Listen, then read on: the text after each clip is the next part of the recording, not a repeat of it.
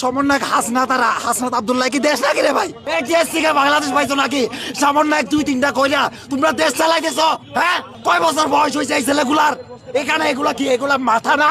এগুলা মেধাবী না? এগুলা কি গরু ছাগল আসছে নাকি? হ্যাঁ, এখানে পুলিশ দিয়ে লাঠি ঘোড়া করাইছো। আমার এখানে এখনো ব্যথা করতেছে। এটা তো হাড্ডি রে ভাই, হাড্ডি মাংস।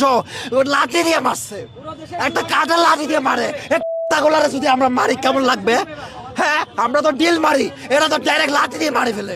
মাথায় পড়তেছে না হাঁটুতে পড়তেছে না কোথায় পড়তেছে সেটাই চিন্তা করে না। বাচ্চাগুলা পরে আজকে গালে দিতে বাধ্য হচ্ছে, কারণ আমি খাইছি রে ভাই, শক্ত করে খাইছি। এরা যে পানিগুলা মিক্স করছে এখানে কিছু বিষক্রিয়া আছে। আমার দেখতে পাচ্ছেন, হয়তো ক্যামেরা আসবে না, দেখো দেখেন।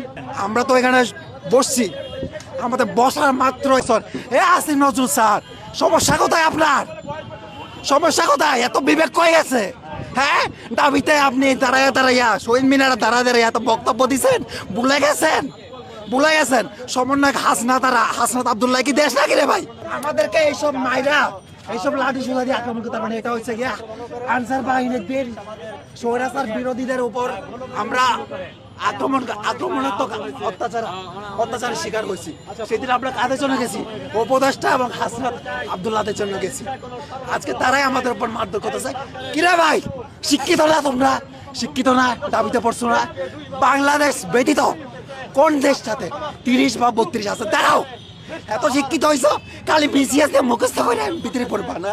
এমপিতে পড়ে নিজেদেরকে মুখস্থ বিদ্যার মেধাবী দাবি করো।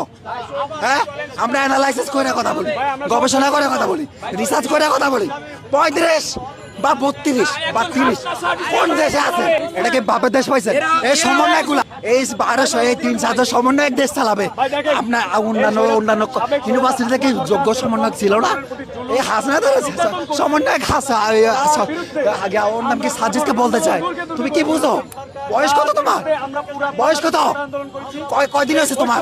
2 দিন আগে তো সাদ্দামের লোকে পিক তুলছো। তোমার নীতি বিবেকাই তো ঠিক। আমাদেরকে দেখছো নাকি? আমরাও 15 সাল থেকে আন্দোলনে ছিলাম।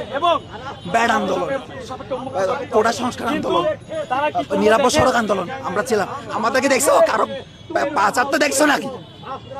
তোমাদেরকে দেখছি আদু ভাই সাদ্দামের লগে থাকতে, শোভনের লাগে থাকতে। ওই যত আওয়ামী লীগ 5-8 আছে সব বলা লোক তোমরা ছিলাম, আমরা ছিলাম না।